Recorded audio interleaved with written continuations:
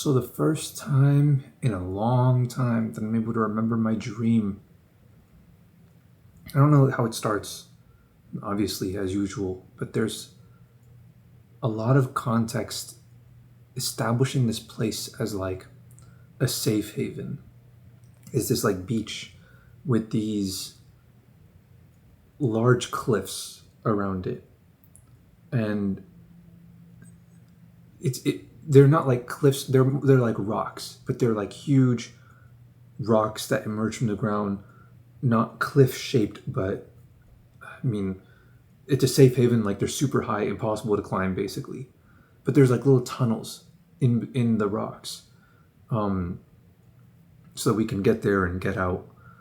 And they're like there's also these like little structures scattered across the sand. It's like a little commune kind of thing, um, but it's not like old timey. They're really small structures, and they're all like cheap. They're like huts and tents, like things that people could just take down if they need to and stuff like that. But like they don't take them down.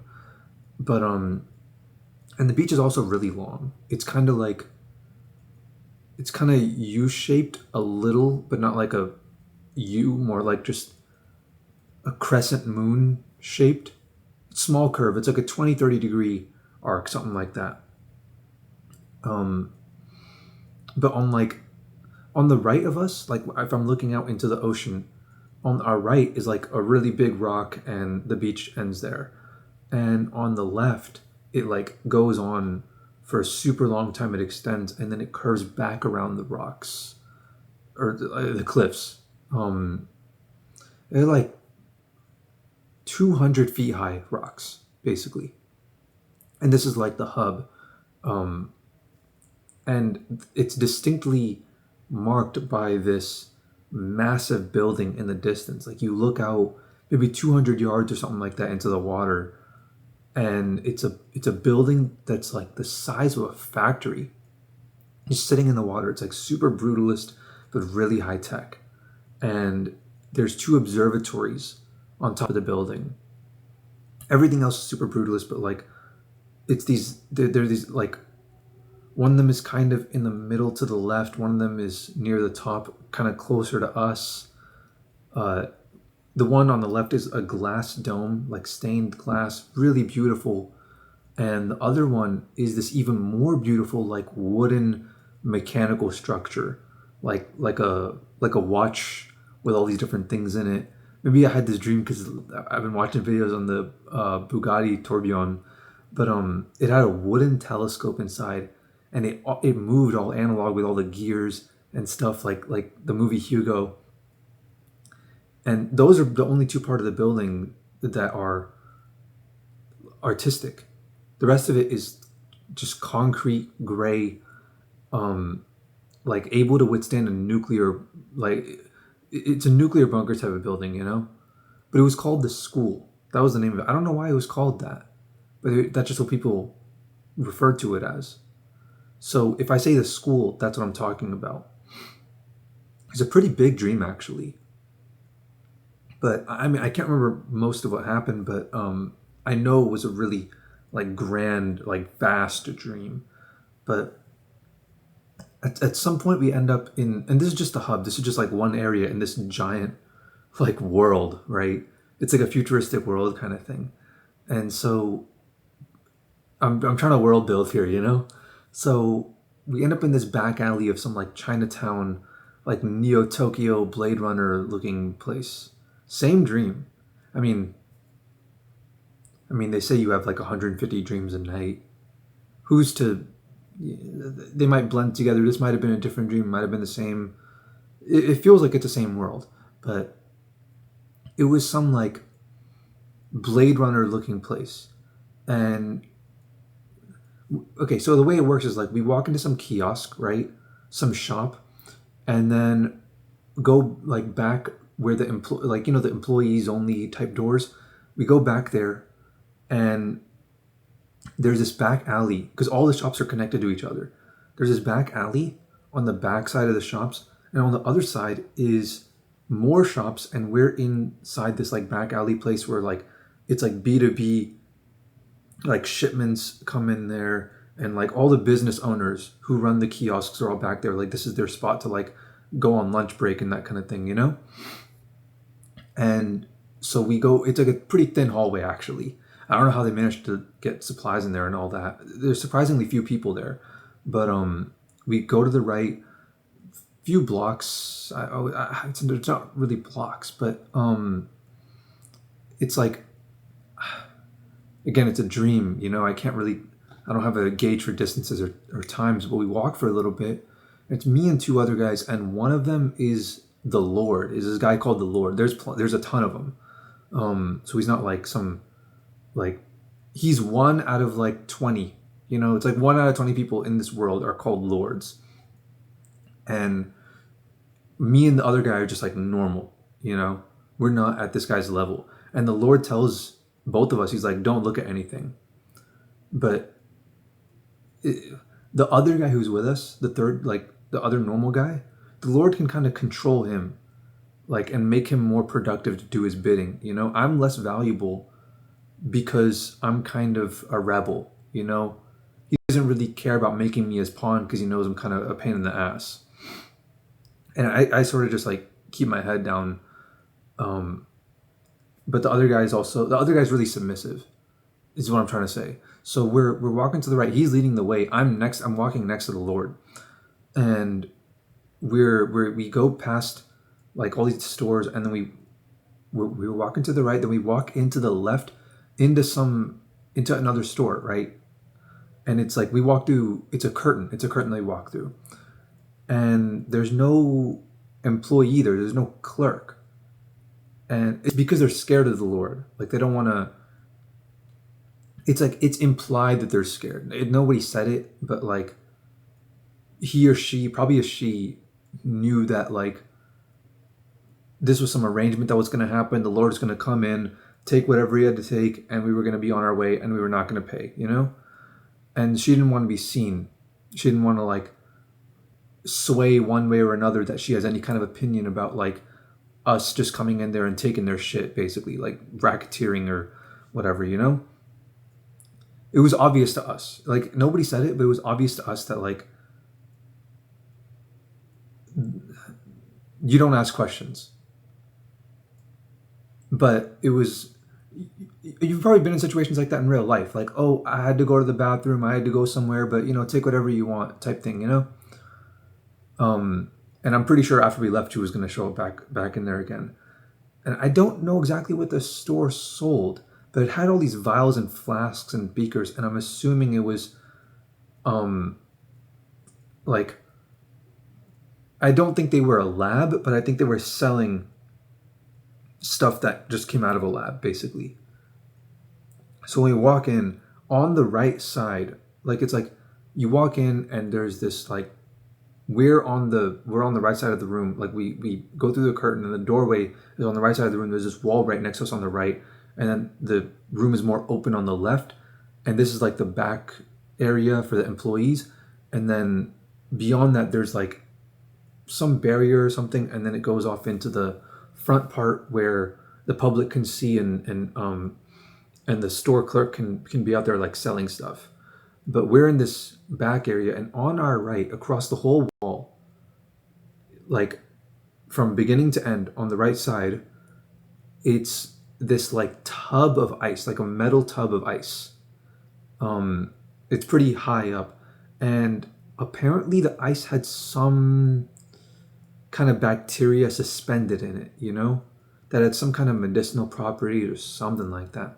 I don't know, but like when you melt it into water, you can drink it for like some positive effects. I honestly don't know what it was for. Really clever, honestly. I came up with the dream, but it wasn't really me. It was just kind of, but it's like a really clever way of like, you know, supporting the gut microbiome by just drinking a special kind of water that just like flavorless water. That's a really cool idea, you know? I wonder if that's like a thing that could happen in real life that people could do.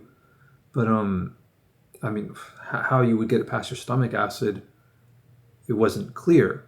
But these guys were super advanced, you know. I'm sure they knew what they were doing. Maybe, you know, you're not supposed to eat the ice. Maybe it's as simple as like putting it under your tongue and letting it melt, you know. So we go back to the beach, and the last few times we went this was a huge dream, by the way, and it's like I have like very tiny memories of like of it being in the dream, having memories of what happened in the dream. So I don't remember going to the beach those first few times, but I remember having a memory of going to the beach those first few times. So there's rumors about things happening at the school, but none of us have been inside. And when we get back to the beach, it's actually flooding. It's like evacuation. Like people are kind of panicking a little, you know? There's like light rain. It's not like super heavy rain, but the sea level rose like big time. And and the beach turned into like beautiful beach, like super secure and all that stuff, to like these like mini little like pockets of sand, like raised sand, and like little islands, you know. And but the most of the beach is like a foot submersion water. Oh, I forgot, we loaded up on the ice in these like rolling containers to bring it back. I forgot to mention that. But when we got back to the beach, we didn't seem to have any anymore. So I don't remember what happened to it. But we're walking towards like the left, we're on the beach. We go towards the left, and we're going towards this area where there's this boat to go to the school, which is scary because like on one hand we're all curious to like see what's on the inside of the school, but like why now, you know? Why is the whole like this place is so technologically advanced? We could have stopped the rain if we wanted to. So we get on this boat, and it's me and a few other. Oh, this might have been a different dream. I might just be blending these two together, because the Lord was not there, and neither was the other guy. But there's two guys who were left behind, who had to stay behind, who I knew in the dream, and they're like really mad at us that they had to stay behind. And it's like me and like 40, 50 other people were on the boat, and as we leave, it was like it's not like an engine boat. It's like like a rowboat or something. I don't know. But as we leave, we're looking back, and there these like, you know, those things that some board games use. It's like a little dice thing. Those like that has the spokes on it. It's like sticking outwards. You like roll them. It was like a ton of those, but bigger. It was like, I don't know what they're called.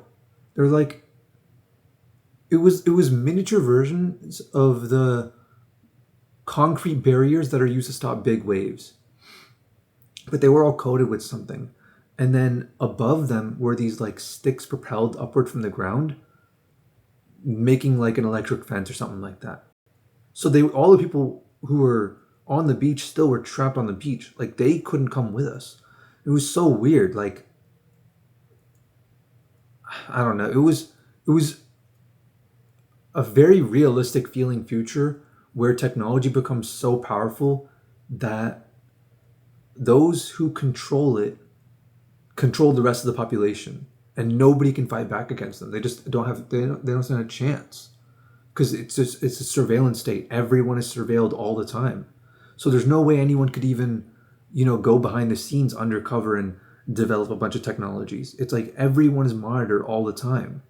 So society is split into two at this point. There's like the citizens who they travel light because everywhere they go there will be something with technology to take care of them. It's like their identity, their DNA, their eye scanner, their fingerprint scanner is connected to their wallet, so they don't even need to carry anything. And then there's the aristocrats who own all the technology and who like own the earth and treat the earth like it's their personal zoo with all these humans. And there's no overlap. And dang, this is actually kind of like really dystopian. They treat the rest of humanity like we're their pets. So we get a comfy life, but it's only because they're amused by us, like the same way you give a comfy life to a dog. But we don't have any control over our lives. We don't have any freedom. So they're like just toying with us. And in the back of my mind, there's this air that's like, there's a possibility that this catastrophe, the destruction of this safe haven, was orchestrated by the aristocrats, by those in control of the technology. And they own the school, of course, right? So we make it to the school, we're on the boat, and I'm looking up at the wooden observatory, and it was genuinely one of the most beautiful pieces of architecture I've seen in my life. I'm gonna try to generate something with it, something like a with AI to show you what it might have looked like. Actually, I might just do that for the whole video, because Luma Dream Machine is pretty good with AI video now. And it's free, so I don't know. If I get time, I don't know, maybe. But it was like all these. It was gold inlaid with. I mean, it was wood inlaid with gold, and all these like precious gemstones, and everything about it was just like classy, pristine, amazing. You know, I don't know how they kept it safe against rain. It seemed like it would rot. All the wood was like, it seemed so fresh, you know. But it wasn't raining there, you know, because it was pretty far away. But also, I assume that like they can control the rain. They can seed clouds regularly around some perimeter, so that way the school never gets any serious condensation above it. But we're going around the left side of the school, right? And we're about to take a look inside, because